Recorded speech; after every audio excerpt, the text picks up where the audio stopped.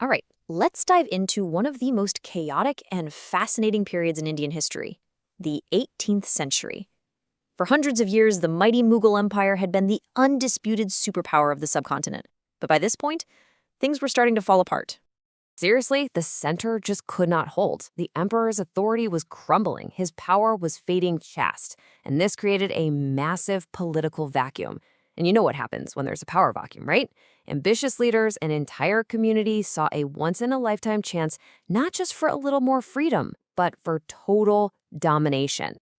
So that was the big question hanging over everything. Who was going to step up and take control? And this wasn't just some squabble between a few princes. Oh no, this was a massive struggle that was going to decide the future of the entire subcontinent. And the main players in this game weren't the old established nobility, not at all. These were new, energetic forces bubbling up from the ground level, born from peasant rebellions and insurgencies against Mughal rule. You had the Marathas, the Afghans, the Sikhs, and the Jats, and they were all ready to fight for their piece of that crumbling empire. Okay, let's get into it, because one of these groups really stood head and shoulders above the rest, at least at first. The biggest threat to Mughal power, and the most likely candidate to replace them, was without a doubt the Maratha kingdom. While other groups were busy carving out their own regional territories, the Marathas were thinking much, much bigger. They were really the only power that had the muscle and the ambition to operate on an all-India scale. In their minds, they were the rightful heirs to the imperial throne. But here's where things get interesting. Inside the Maratha state itself, there was a major power shift going on. Slowly but surely, real authority moved from the king to the Peshwa, who was basically the chief minister. It all started with Balaji Vishwanath in 1713, and pretty soon the Peshwa position became hereditary. By mid-century, the Peshwa was the de facto ruler, turning the kingdom into a lean, mean, expansionist war machine. So how'd they pay for all this conquering? Well, they had a pretty clever but also pretty risky financial system. They collected two main taxes from the lands they controlled: Chauth, which was a 25% tax for, protection, and Sardashmukhi, another 10% on top of that. The genius part was how they split the money. Most of it went directly to their military commanders, the Sardars, to keep their armies funded and ready to fight. It was a fantastic way to fuel constant expansion, but it created a huge problem. The ruler became totally dependent on his generals.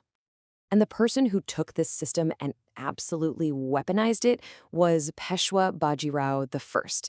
This guy was a military genius, a master of lightning-fast guerrilla warfare, and he used it to set the Marathas on an incredible path of conquest. I mean, look at what he accomplished in just 20 years. It's staggering. He beat the powerful Nizam of Hyderabad not once, but twice. He snagged coastal forts from the Portuguese, and he brought huge territories like Malwa, Gujarat, and Bundelkhand under Maratha control. He didn't just expand their kingdom, he was building a full-blown empire. And they didn't stop there, not by a long shot. Under the next Peshwa, Balaji Bajirao, Maratha power hit its absolute peak. They were pushing out in every direction, south, east, and deep into the north. And all this expansion was setting the stage for a massive winner-take-all showdown. By the 1750s, they were so powerful that they were basically the protectors of the Mughal emperor himself. It's kind of wild, right? They signed a treaty to defend Delhi from any invaders, and in return, they got massive amounts of cash and land. For all practical purposes, the Marathas were now running the show in India. But being on top put them on a direct collision course with another major power, the Afghan ruler Ahmad Shah Abdali. He saw the Marathas spreading north as a huge threat, and with a little encouragement from North Indian nobles who were tired of Maratha dominance, he marched his army into India to decide once and for all who was boss. And this, right here, is where the Marathas' aggressive strategy really came back to bite them. They had made way too many enemies over the years. The Jats and the Rajputs, who'd been on the receiving end of Maratha expansion, they wanted nothing to do with this fight. Other northern rulers just saw them as rivals from the south. So when the time came for the biggest battle of their lives, the Marathas found themselves standing almost completely alone. And that epic battle went down on January 14th, 1761, on the legendary battlefield of Panipat. This was so much more than just another fight. This was for all the marbles. This was for the future of India. Now, you've got to understand, Panipat isn't just some random field. It's the battlefield of Indian history. It's where the Mughal Empire was born in the first battle and where it was saved in the second. And the third battle, well, the third battle of Panipat would absolutely shatter the Maratha dream. The result was a catastrophe, a complete and utter disaster for the Marathas. In just one day of fighting, they lost nearly 28,000 soldiers. But it was who they lost that was so devastating. We're talking about the cream of their army, their top commander, Sadashivrao Bao, even the Peshwa's own son, an entire generation of their best leaders gone in an afternoon.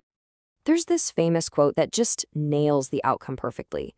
The battle destroyed the Marathas' dream of a pan-Indian empire. It was a huge blow to their prestige. But here's the twist. The winner, Abdali, couldn't stick around to consolidate his victory. He eventually had to go back to Afghanistan. So, Panipat didn't decide who would rule India.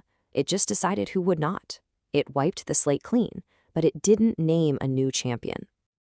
So with the Marathas crippled, what happens? You guessed it, another power vacuum. The political map of India fractured even more, which gave other insurgent states the perfect opportunity to rise up and grab power for themselves. Up in the Punjab, for example, the Sikhs had organized themselves into these 12 powerful groups called missals. You can think of them as military brotherhoods, kind of like warrior clans. They started out pretty democratic, all united in their fight against the Mughals and the Afghans. So after Panipat, with everyone else distracted, these missals stepped in and took control of the Punjab. And then, this brilliant and ambitious young chief, Ranjit Singh, came along. Through a mix of smart politics and military might, he managed to unite all these rival missals, and in 1801, he founded a powerful, independent Sikh empire. And we're not talking about some small-time kingdom here. Ranjit Singh was a genius at state building. He even brought in European officers to help him forge a modern, disciplined, and seriously powerful army. In fact, it was widely considered the second-best fighting force in all of Asia, right behind the army of the British East India Company. And the Sikhs weren't the only ones making moves. The Jats, a community of farmers turned fierce warriors, built a strong state at Bharatpur under their amazing leader Suraj Mal. At the same time, Afghan adventurers were carving out their own little kingdoms like Rohilkhand and Farrukhabad. The map of northern India was being completely redrawn, piece by piece. So what about the Marathas? Did they just fade away? Well, not exactly. They actually managed a pretty incredible comeback for a short time under Peshwa Madhav Rao. But it just didn't last. Once he died, that old problem, infighting, came roaring back. The powerful Maratha Sardars started fighting each other again, tearing the empire apart from the inside and making it much, much easier for the British to eventually defeat them. And that brings us to the final, really crucial question, doesn't it? The entire 18th century saw these great Indian powers, the Marathas, the Sikhs, the Jats, basically fighting each other to a draw. They canceled each other out, making sure no single one of them could unite the subcontinent. So while they were all busy battling for supremacy, who was that unseen player, just waiting in the wings, quietly benefiting from all the chaos, ready to swoop in and pick up all the pieces?